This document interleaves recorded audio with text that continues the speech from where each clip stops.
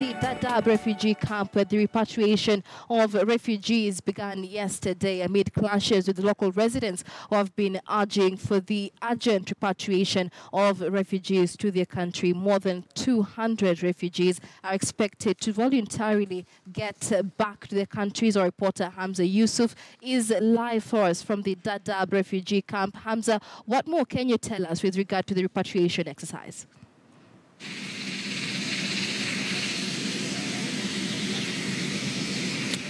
Hamza, if you can hear me, good to see you this morning. Talk to us more about the repatriation exercise. There have been clashes in the past few weeks between residents and refugees. There are matters, environment, issues of jobs coming up as well. What more can you tell us?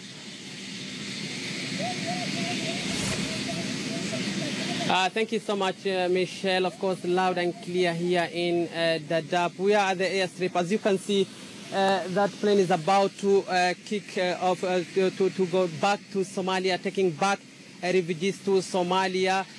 More than 50 are on board as we are speaking right now.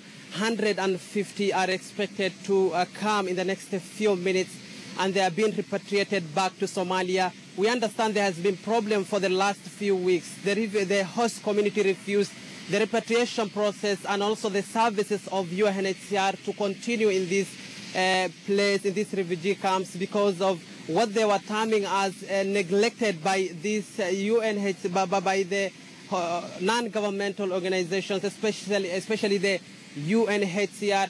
And there has been problem. Yesterday, we remember a group of officials from United Nations High Commission for Refugees headquarters in Geneva travel from Geneva to come and make sure that they will be getting solution to this problem. They had a meeting yesterday for more than 4 hours, and they have been discussing the issue on how to bring back normalcy and operations of the organizations here and make sure that they will get a lasting solution and dialogue for both parties, that is the UNHCR officials and also the host community. They signed a deal, they signed an agreement, one of them being that there will be no problem, again, especially considered to job opportunities, the environmental issue. But today, as we are speaking, the fruits is being witnessed, because this is one of the things that they managed to discuss about yesterday, taking back refugees to Somalia. If my cameraman can just pan, this is a new group which is coming in, and they will be leaving in a few minutes. They are now going to the process, the normal process here. Everyone is given 100,000 US dollars. That is 10,000 Kenyan shilling to go back to their country, and also they are given an ATM card, which they will use according to the UNHCR 6 months rather, that they will be in Somalia. From here, what we have been informed that they will be taken back to Mogadishu.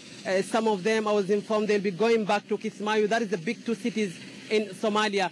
And as we understand, according to the reports we are getting from UNHCR, they got another camp in Mogadishu, and they will be receiving these refugees in Somalia. So that is what is happening here.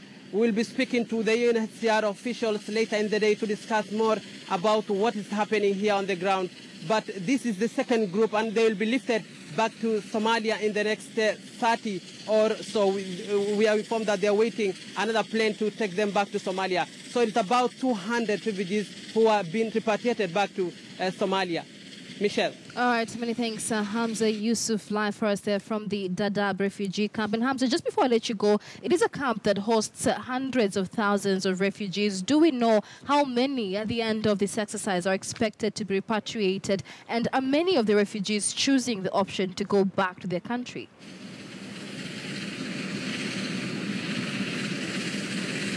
Well, it is a willing process here. Everybody who feel like to go back to Somalia, just volunteer himself and then go to the nearest camp and then register himself that he is willing to go back to Somalia.